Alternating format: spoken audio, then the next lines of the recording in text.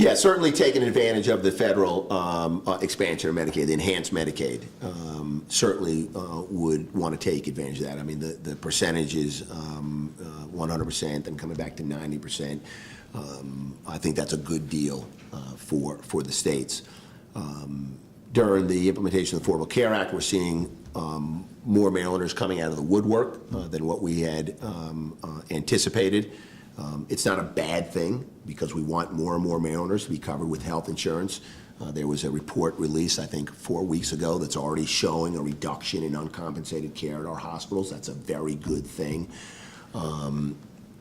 So I have supported expanding Medicaid, ensuring more and more Marylanders. I like the enhanced Medicaid piece. Part of looking at this next budget, because Medicaid again is one of the big drivers, cost drivers for the state, is going to see what level that we can sustain in Medicaid and Medicaid expansion. It will be a priority program. Education and Medicaid will be priority programs for me, and I'll do everything I can to make sure that we're not leaving. Medicaid is America's health insurance for the working poor. And if you believe that health insurance is a fundamental right, if you understand that Medicaid isn't free insurance, it's a subsidized insurance, then it's something that you should value, and I do.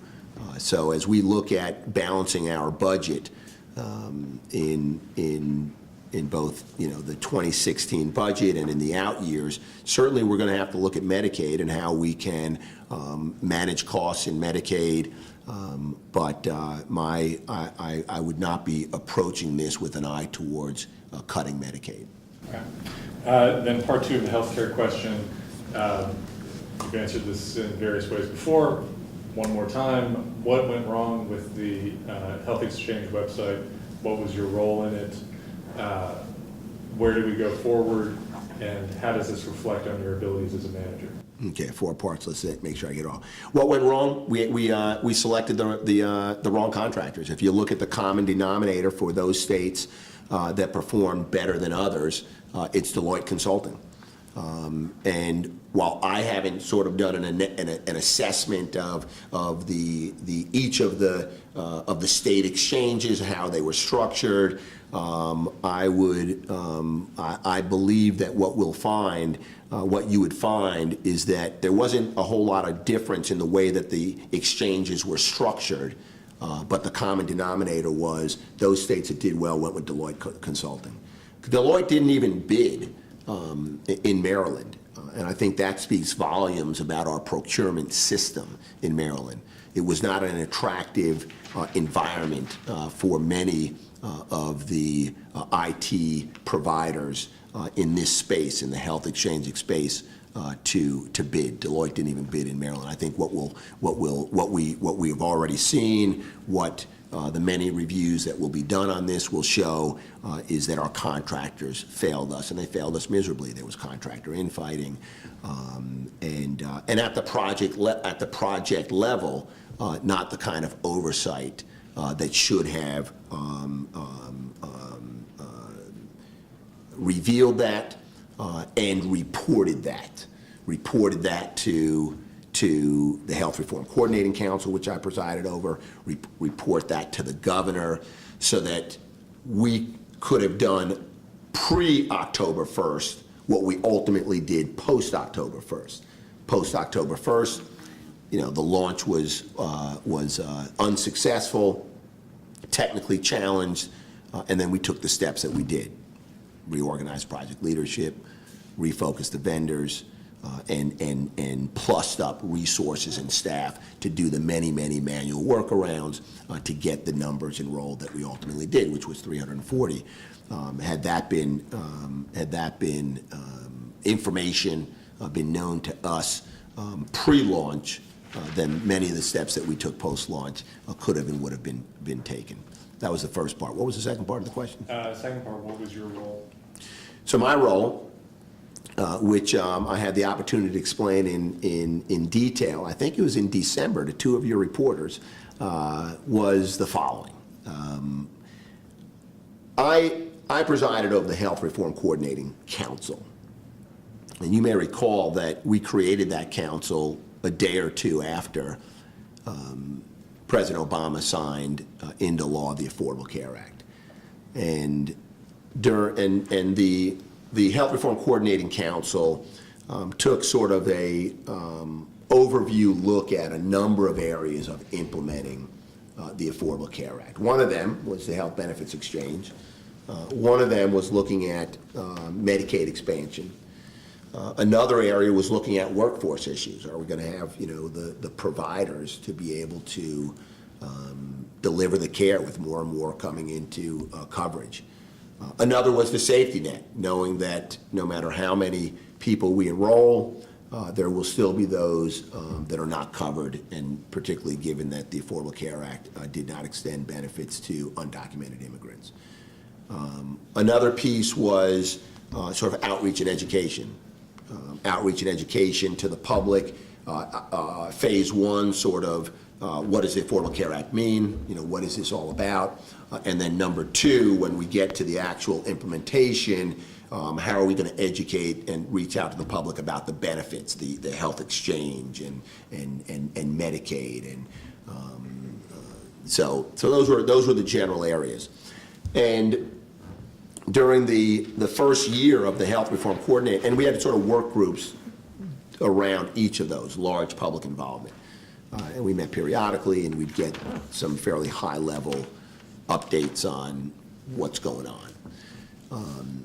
During that first year, the work group for the Health Benefits Exchange came back with a blueprint, not a blueprint, a recommendation that we would present to the legislature with the governor's approval. Of course, it would be part of the governor's legislative agenda to establish this framework of the exchange. We could have gone one of three ways according to the Affordable Care Act. We could have made it a nonprofit. There were some that wanted that. We could have made it a direct report or an executive agency, or we could have done, which we ultimately did, which is an independent state agency, much like the Public Service Commission, appointed by the governor and then endowed with considerable authority to do the work of an independent agency, procurement, hiring. So we set it up that way and asked the board during the second year to look at a number of issues, a number of policy issues, to study a number of policy issues, questions that would have needed to be answered in the second convening of the General Assembly as we begin to sort of put some more shape on the exchange. So they came back and they did that. And just kind of fast forward, then the third year is pretty much the same thing. And by the third year, we were answering very specific questions. How are we going to fund it? The board came back with a recommendation to raise a tax. We said, no, we're not going to do that. We'll fund it with the existing savings, with the savings from the ACA. We answered questions like, what's the benefit package going to look like? So I preside over the Health Reform Coordinating Council. We had a work group that created the framework for the Health Benefits Exchange. And then during the course of 2 or 3 years, worked with the Health Benefits Exchange to implement or enact, I should say, the policy and the legislation to bring this exchange to life. Policy, legislative oversight, not operational or day-to-day management. That was my role in the Affordable Care Act. That was my relationship to the Health Benefits Exchange. Look, I know that in Connecticut, for example, the lieutenant governor was appointed a member of the Health Benefits Exchange, and I believe even the chair of the exchange, which positions the lieutenant governor in that state a lot differently than in Maryland. As a member of the Connecticut Health Benefits Exchange Board, privy to a lot more of information than I was. I'm not a member of the board, so there's plenty of information that I was not privy to and didn't receive. So I think was your third question what we would do differently? Was that? Well, third question is, what do we do now? Okay, right. So the where we are now is we are at the looking at the November open enrollment period, and 3 months ago, 4 months ago, actually a little longer than that, the question was, do we stay the course with the Maryland Exchange? That was quickly discarded. Do we go to the federal marketplace, or do we go to the Connecticut Exchange? And when I say we, the Health Benefits Exchange Board, after considering their own experience, advice and input from Optum, who's worked the federal marketplace, and QSSI, a number of other consultants, their own staff, Isabel Fitzgerald, who's just a crackerjack IT manager, their recommendation and their decision, and the governor and I agreed, was that we would go Connecticut and not the federal marketplace. The federal marketplace does not support our Medicaid population. We have a legacy system that while we were simultaneously delivering an exchange and upgrading our Medicaid system. If we were to go to the federal marketplace, we could not do that with our Medicaid system. And we've got about 1 million Marylanders who are subscribed to Medicaid. It would take us about 12 to 18 months to be able to design and deliver a Medicaid system at a pretty high price tag. Connecticut doesn't force us to make that choice.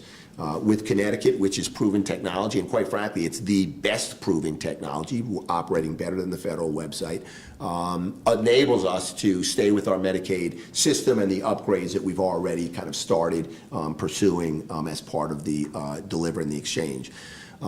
So we have done this in close consultation with Connecticut for obvious reasons. We're adopting their technology, close consultation with the federal government, CMS. There are milestones and metrics and funding arrangements that have been agreed on and that are being met. So that's the path we're going down, the Connecticut path.